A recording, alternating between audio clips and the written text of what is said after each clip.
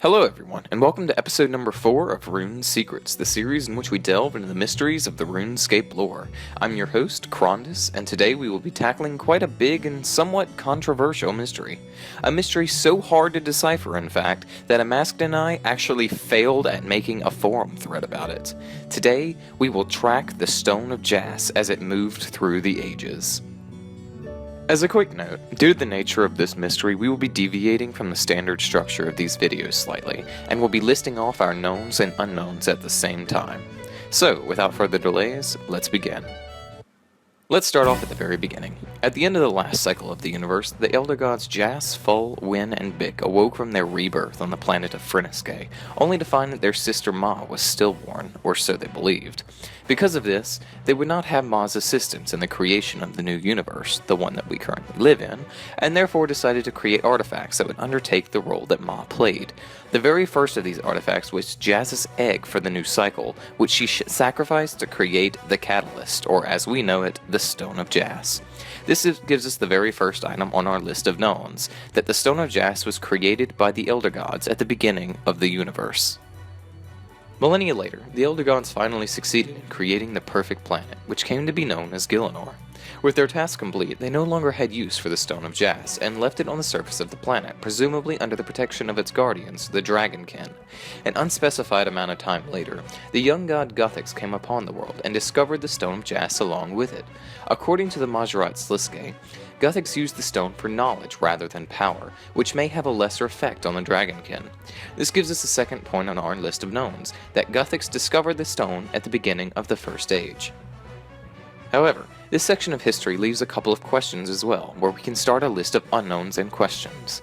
The first question is, where did Gothics find the stone? Where could the Stone of Jas been located before he showed up in the First Age? Was it simply sitting out in the open for anyone to take, or was it hidden somewhere, changing its surroundings with its power? Our second question is, where did Guthix leave the stone? Guthix presumably had possession of the stone until he decided to go to sleep at the end of the First Age. Clearly, he would have known not to just leave it out in the hands of the mortals he left on the surface. So, where did he place it? The next time the stone appears in history is in the Second Age at the hands of the Fremennik seer known only by the nickname V, where he discovered it in what is now the Rune Essence Mine on Lunar Isle. Upon touching the stone, as seen in the cutscene during while Guthix sleeps, V actually grows in stature due to the power of the stone. We find out later in the quest A Hero's Welcome that this interaction with the stone actually caused V to partially ascend, as it were. So, this gives us a few points for both of our list. For our list of knowns, we have that the stone was discovered on Lunar Isle in the Second Age. And for our list of unknowns, we have how did the stone get to the caves under Lunar Isle? In general, this location seems very odd and random. Could this be the place where Guthix placed the stone when he fell asleep? Or was the stone moved during our time skip, where history seems to forget its existence? We now move on to a point in history that is quite hard to pinpoint. According to the Moon Clan handbook, the stone was taken from V by those who walk a higher astral path. So, what does this mean? Taking a look into the culture of the Moon Clan, we can see that they use the astral rune as their symbol of their magical prowess. Therefore, we can derive that a higher astral path would likely mean someone who is more magically capable or experienced than themselves. This leaves but only one person who could have taken the stone to its next destination, Elder Mage Etheron from the planet of Ketsee. Etheron, using the power of the World Gate, brings the Stone of Jas to Mount Firewake on Ketsee, where it was used quite abusively by the Ketseans in order to both improve their own magical abilities and further improve the lifestyle of their people as a whole. Little did they know, however, that these actions would cost them dearly, as their constant use of the stone attracted some unwanted guests, the Dragonkin, who completely annihilated their race. And once their work was done, as confirmed by Mod Stu shortly after the release of Rune Dragons, they left the stone on Ketsee, where no one would be left to further abuse it. Taking this information, we can take next points on our lists, where for our list of knowns, we have that the stone was taken to Ketsee after its use by V, and that the Dragonkin left the stone on Ketsee. And for our list of unknowns, we have how did the stone leave Ketsee? Clearly this event would not be the last time we hear from the Stone of Jas. So, how did it get moved, if not by the Dragonkin? Could someone have survived the mass genocide on Ketsee? Or could someone have traveled there to Ketsee later in history and taken the stone for themselves? Once again, we have what seems to be a large jump in time to the stone's next appearance in history during the late Second Age, where we see it in the hands of the Majorat, General Zamorak, Legatus Maximus of the Zerosian Empire. Zamorak had, for a while it seems, been planning the overthrow of his master, Zeros. And while we all might know the long and complicated tale of his possession of the Staff of Armadil, a slightly less touched upon subject is how Zamorak obtained the Stone of Jas prior to this. We know from the notes of the master researcher Mavario that Zamorak did indeed have the stone, and used its power to assist in usurping Zeros. It is heavily implied that Zamorak hid the stone in the caves below what is now Myrditch, where its power leaked out to create Dayaltor, which can still be found in the mines today. With this information, we can mark down more of our list of knowns and unknowns. For our knowns, we have that Zamorak had possession of the stone in the late Second Age. And for our list of unknowns, we have where did Zamorak find the stone? As we discussed, the last place we saw the stone was on Ketsee, where the Dragonkin had completely abandoned it. How could it have gotten into Zamorak's possession? Could he have used the World Gate to travel to Ketsee? Upon Zamorak's ascension to godhood after he defeated Zeros in battle, he was taken to Infernus by his demon followers to carry out his promise to them in overthrowing their Chthonian overlords. This left Zamorak unable to guard the stone from its next possessor, the even more conniving and hairy smurf himself, Saradomin, where he hid the stone in the caves that are now inhabited by the Fist of Guthix minigame. The stone also did its magic-leaking powers here as well, placing power into the area and creating the hexagon pattern on the ground. Saradomin also bluntly renamed the stone after himself, which he dubbed the Eye of Saradomin. The stone would stay in Saradomin's possession for the rest of the Second Age and into the Third Age, where Zamorak returned and started the God Wars in order to reclaim the stone for himself. However, Saradomin seems to have kept possession of the stone for quite a bit of time after this regardless. This gives us the next point on our list of knowns, that Saradomin was in possession of the stone for the rest of the Second Age and well into the Third Age, where he kept it in the Fist of Guthix cavern. Believe it or not, this point in history actually doesn't have many holes in it, which helps out that list of unknowns a lot. Things would not stay so calm for the stone though, as eventually Zamorak would reobtain possession of it, where he used its power to gain foothold in the war. However, there came a time where he was confronted by the three other participating gods in the war, Saradomin, Armadil, and Bandos, where they cornered him in the land of Forinthry. Feeling that there was no other option available, Zamorak used his final gambit, drawing upon the power of the stone in a suicide attack to kill both himself and the other gods. And then, boom. All of 4 and 3 was destroyed in a large explosion, leaving it as the desolate wasteland we now know as the Wilderness. This information gives us the next point on both of our lists.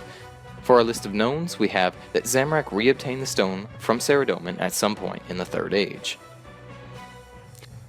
And for our list of unknowns, we have when did Zamorak get the stone from Saradomin? Saradomin didn't seem so willing to want to give the stone away, at least of all to Zamorak. So, when and how did Zamorak manage to get his hands on it? Could he have stumbled upon the Fist of Guthix cavern and found it? Or was it forcibly taken through some other means? The explosion caused by Zamorak's attack did more than simply burn some trees and grass. Due to the nature of the stone's power, the energy actually tore into the anima mundi in that area, damaging it significantly. This violent disturbance caused Guthix to awaken from his millennia-long slumber, and he took the Stone of Jas from Zamorak, casted the gods off Gielinor, and created the Edict's Barrier, which acted as a shield to prevent the gods from returning. Guthix then hid the stone in the ancient Gothixian temple, the location in which we find the stone during while Guthix sleeps, and of course the stone did what it does best and messed with the area, creating the Tears of Guthix in the upper levels of the cavern. This gives us our final point on our list of knowns, that Guthix hid the stone in the ancient Gothixian temple at the end of the Third Age. This is also confirmed by Juno when speaking to her after the completion of While Guthix Sleeps. So this is where the Stone of Jas is found in While Guthix Sleeps, meaning this is the end of the line for the unknown points in history, right? Oh my friends, if only the mysteries ended here. In fact, the following time period is likely the most confusing, and certainly doesn't help our list of unknowns any. To move into the Fourth Age, we need to take a look back at the Dragonkin during this time. In the Fourth Age, the Dragonkin were actually at their most active point in all of history, aside from that one little skirmish on Ketsee. Their activity actually became so bad that the hero named Robert the Strong had to step in and fight them back, presumably using arrows made from Bainor, the Dragonkin's only known weakness. But this begs the question, why? Why were the Dragonkin so active in the 4th Age? As seen from their history, they only become enraged to the point of senselessly killing when the stone is being abused. But as far as we know, the stone was in the ancient Gothixian cavern at this point. Could it have been moved, abused, and then somehow placed back at some point? If this is so, how could this be when Juna states that the stone has been there since Guthix placed it there? Alternatively, could these attacks be caused by built-up rage from the stone's constant abuse during the 3rd Age? Moving on to the final point in history that we can place down on a timeline perspective, we move to the very beginning of the 5th Age, when a groundbreaking discovery was made in the northern mountain region. According to the lores and histories, a true and concise history of the discovery of the runes, an old mage described an event that occurred when he was a child at the beginning of the 4th Age.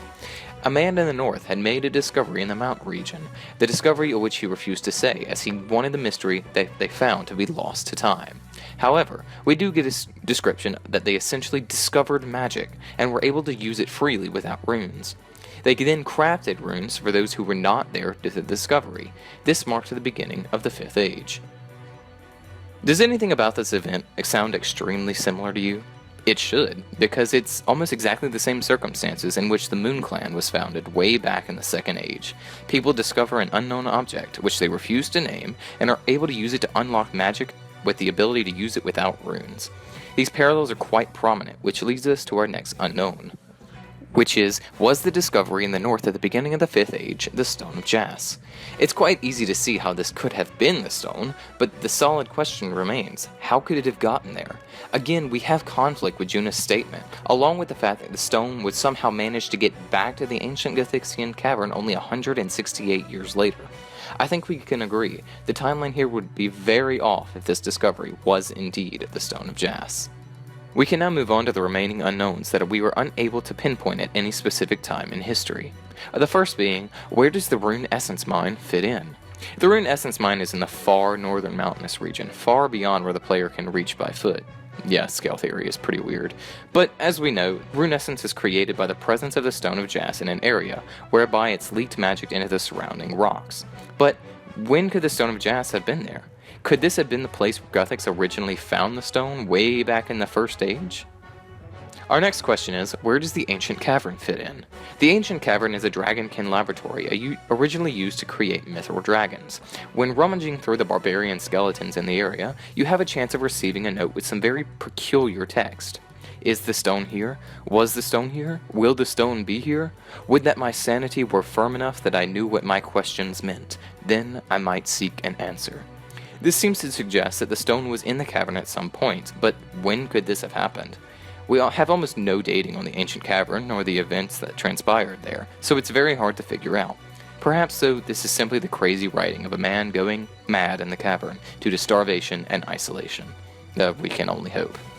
I hope you enjoyed this unusually long episode of RuneSecrets and our delve into the mind-boggling timeline of the Stone of Jas. If you have suggestions for mysteries that could be examined in future videos, please leave a comment in the section below, or connect with us in-game or on Twitter. And remember guys, have a great day.